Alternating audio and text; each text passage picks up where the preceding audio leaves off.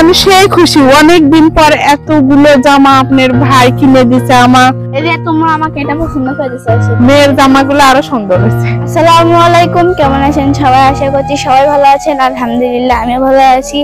তো গতকাল আমরা মার্কেট করতে গিয়েছিলাম, ফেসবুকের পেমেন্ট আমরা মার্কেট করলাম। এই দেখেন কত কি মার্কেট করছি আমরা। তো আমরা মার্কেট করছি, ফ্যামিলি সহ গিয়েছিলাম, আমি, আম্মু এবং আমার ভাইয়া মিলে মার্কেট করছি। তো সবারই মার্কেটে বাজেট ধরে আসলো 1000 টাকা করে, কিন্তু তা তো আর হয়নি। সবাই 2000 টাকা করে মার্কেট করছে। আমি 2000 টাকার, আম্মু 2000 টাকার, আমার ভাইয়া 550। তো শেষবেলায় দেখা গেল আমার আব্বুরই আর মার্কেট করার টাকা নাই। তো এটাকে বলে বাবা, যে নিজে কষ্ট করে পরিবারকে সুখে রাখতে চায়, নিজের ফ্যামিলিকে ভালো সবসময় রাখতে চাই, নিজের পছন্দ অপছন্দের কথা ভুলেই যায়। তো আমরা এবার ঈদে কোনো মার্কেট করি নাই, আমরা সবসময় পুরনো কাপড় পরে থাকি, যেটা বাসায় পরে থাকি সেটা দিয়ে ভিডিও বানাই। আসলে আমাদের আর্থিক অবস্থাও তেমন একটা ভালো না, এই কারণে ফেসবুকে পেমেন্ট পাওয়ার পর এবার ভাবছিলাম টাকাটা পাওয়ার পরে আমরা মার্কেট করব। এই দেখুন আমরা কত কিছু কিনছি, অনেক কিছু নিয়ে দিছে।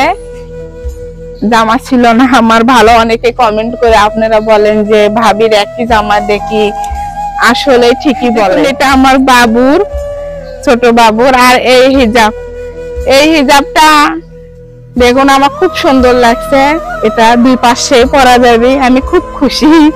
এই দেখুন আমি একটা নতুন হিজাব কিনতে, যেহেতু আমরা ভিডিও বানানোর সময় হিজাব পরে ভিডিও বানাই, তো হিজাবটা আমাদের প্রথমে কিনতে হবে। তাই আম্মু দুইটা হিজাব কিনছে, আমি কিনছি এই যে আমার একটা হিজাব সাদা কালার। জামাটা আব্বু আর আম্মু দুইজনে পছন্দ করে আমাকে নিয়ে দিয়েছে, দুইজনের পছন্দই আমার পছন্দ, আমাকে এটা খুব ভালো লাগছে। আমরা কিন্তু কোনো নিউ মার্কেটে যাইনি, আমরা গেছিলাম হকার্স মার্কেটে। তাহলে আমাদের মতো মধ্যবিত্ত আর গরিব মানুষেরা তো ওখান থেকেই মার্কেট করে, আমাদের একমাত্র মার্কেটের জায়গাই হলো। আমরা শুনছি হকার্স মার্কেটে নাকি খুব অল্প টাকায় 7 দিনের মধ্যে মার্কেট করা যায়।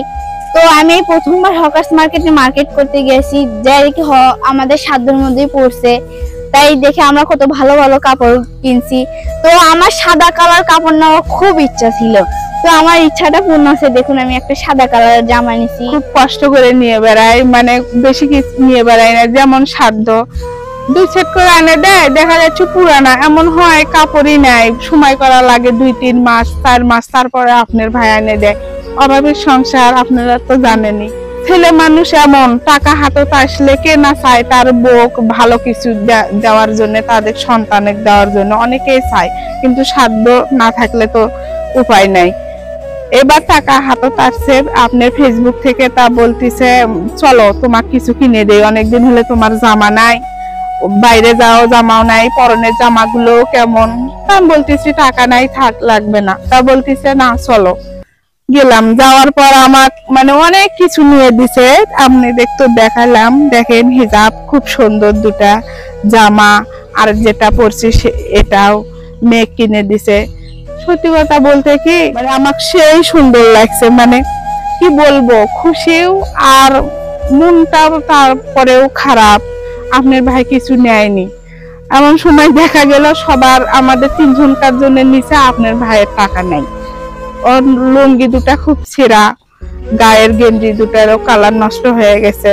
আমি বললাম তুমি কিছু নাও, কিছু তোমরা আগে নাও, তারপরে আমি নিব। তো এইরকমই স্বামীরা এরকমই হয়, বউ মেয়েদের ভালো থাকার জন্য, নিজে না হোক তাও সন্তান বউ ভালো থাক, খুশি থাক, বাইরে গেলে তাদের জন্য মানুষ ভালো কয়, অনেকে চায়, কে না চায় তার বউ না দিতে।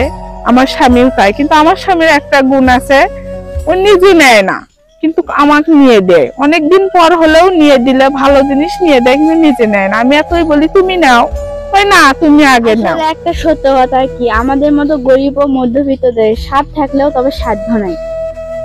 আপনারা জানেন এক বাড়ি করার নিয়ে আমাদের অনেক টাকা ঋণ হয়ে গেছে, ওই ঋণের জন্য আসলে আমরা ভালো কিছু নিতে পারি না।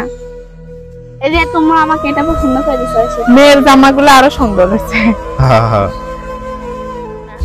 তোমার পছন্দই তো আমি নিছি। আমার আব্বু ভালো মন্দ ঠিক বিচার করতে পারে, দেখুন কত সুন্দর সুন্দর কাপড় আমার আম্মুর কাছ থেকে নিয়ে। ফেসবুকের পেমেন্ট পেয়ে আমরা খুবই খুশি, আপনাদের কাছে কৃতজ্ঞ, আমরা অনেক কৃতজ্ঞ যে আপনারা আসলে আপনাদের ভালোবাসাই আপনারা সাপোর্ট করেন বিধায় আজকে আমাদের পাশে আছেন বিধায় আমরা আমাদের মানে মনের কিছু সামান্য চাহিদা মিটাতে পারি।